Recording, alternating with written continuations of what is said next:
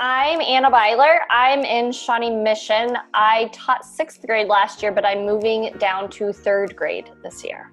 I'm Erin Colvin, and I teach Indian Trail Middle School in Olathe. And I teach culinary, and I have a new class, apparel, which is a type of a sewing class. And then I also have yearbook. So that'll be super fun this year to try to put together a yearbook. I'm Stacy Smith, and I teach 1st grade in Kansas City, Kansas. And we've actually already decided that we're going to be online for the first at least 9 weeks. So that's kind of good because it's settled and we don't have to worry about all what's going to happen. But I'm excited.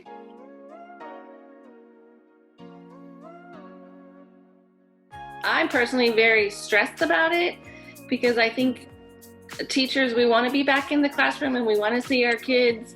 But I think for me, it's more of a safety issue for me and my family. I don't get very stressed, and this has probably been the most stressed I've ever been in my life. And I tend to struggle with anxiety to begin with, so it's been quite hard, quite difficult for me, just with my anxiety level as a teacher and as a parent. This whole time when we got shut down in March, I just think of those kids that are home that don't have that loving, supportive home, that when it comes to a break, I'm getting teary-eyed now, when it comes to a long break, they're crying and their behaviors are escalating because they don't want to go home. They don't want to be at home for a long period of time. And, my heart just breaks for those kids.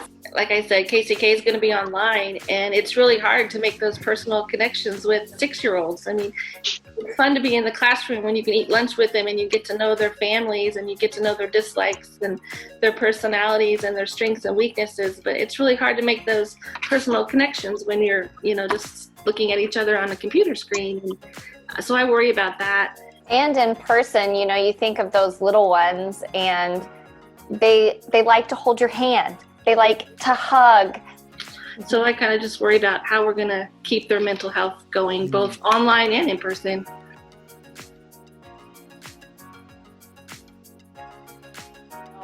You have to make the decision that is best for you and your family. And we're going to love on your children, and we are going to try our best to make it a safe and loving environment, no matter what choice is made. Most kids are going to have to be wearing masks, and now might be a good time just to get kids to practice wearing masks at home. Maybe wear it for 10 or 15 minutes a day so that when they do go back to school, all of a sudden you don't have to wear this mask all the time, that they're used to it. So it's going to be super different. It might not be what they're used to, but I think the teachers are still going to be overall the best that they can be. I think that there's a lot of negativity about going back to school right now, and I think a lot of families have those discussions in front of their children. So I think it's also good that those conversations be held in private so that kids aren't coming to school with scared notions like, oh gosh, bad things are going to happen to me, because like the other ladies have said, teachers, this is what we do, and we're going to keep the kids safe, and we're going to try to make it the best thing we can. But it doesn't help if they're already coming to school with all these notions. Well, my mom said blah, blah, blah. It would help if, they're just coming and knowing that, hey, you're going to be okay. You're in good hands.